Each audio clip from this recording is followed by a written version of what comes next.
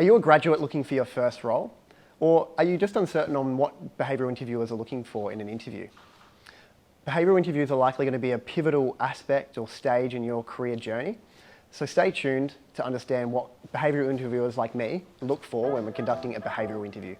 Hi, my name's Tommy Sim. I'm the founder and managing director of Inject. We're an RPO, which means a recruitment process outsourcing company, an extension of our clients' team to find them talent. This channel is for people who are that talent, who are students or graduates looking to become high performers. We're going to give you tips on how to get there. Our job is to give you the gold nuggets. Your job is to make sure you don't have holes in your pockets. My name's Connor and I'm a consultant at Inject.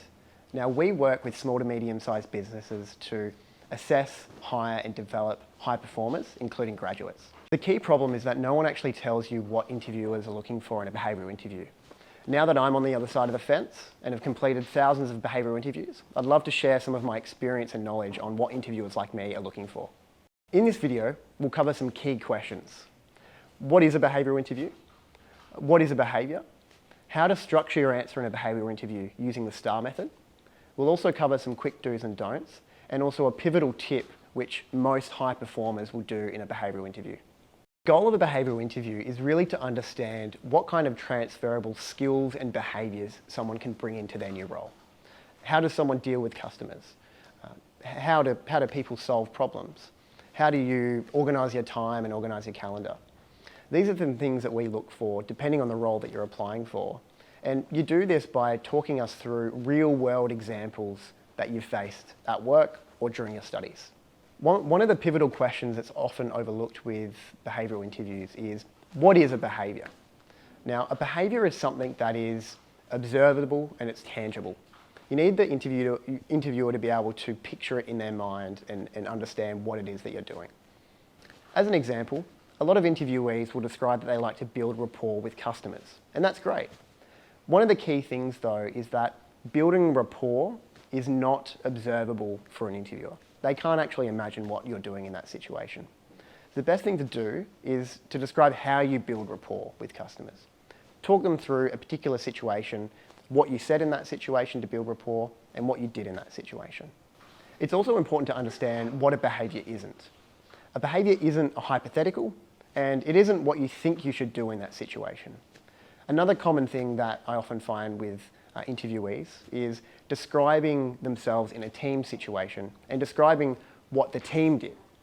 Again, a behavioural interview is really to understand what you did in a specific situation. So if you worked within a team scenario, it's important that you describe what you did specifically in that situation. One thing I find high performers do in interview scenarios is providing structure to their answers. One common structure that people use is the STAR method, also known as the CAR method. Now, STAR stands for situation, task, action, and result.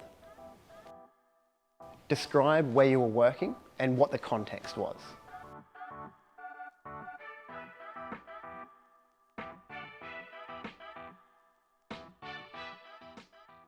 Action or behaviours that you had to do in order to complete that goal.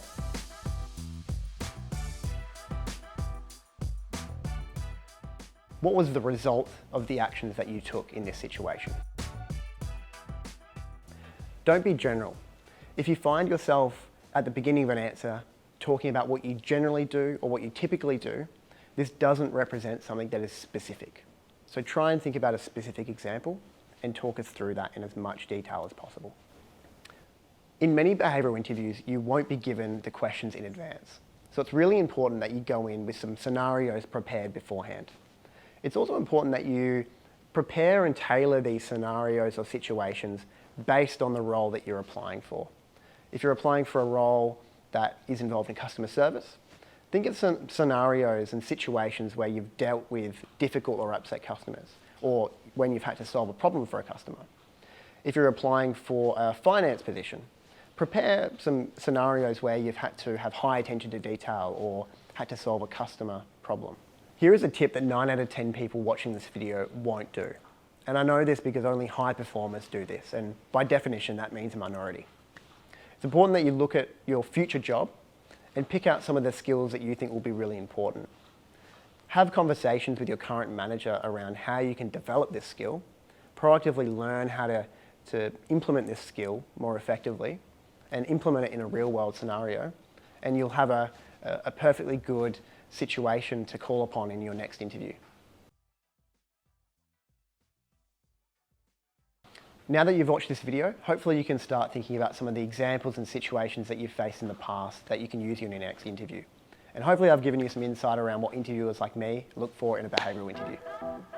If you found value in that content, remember to like, subscribe and hit that bell notification so you get these videos ahead of the pack. Thanks for watching and see you next time.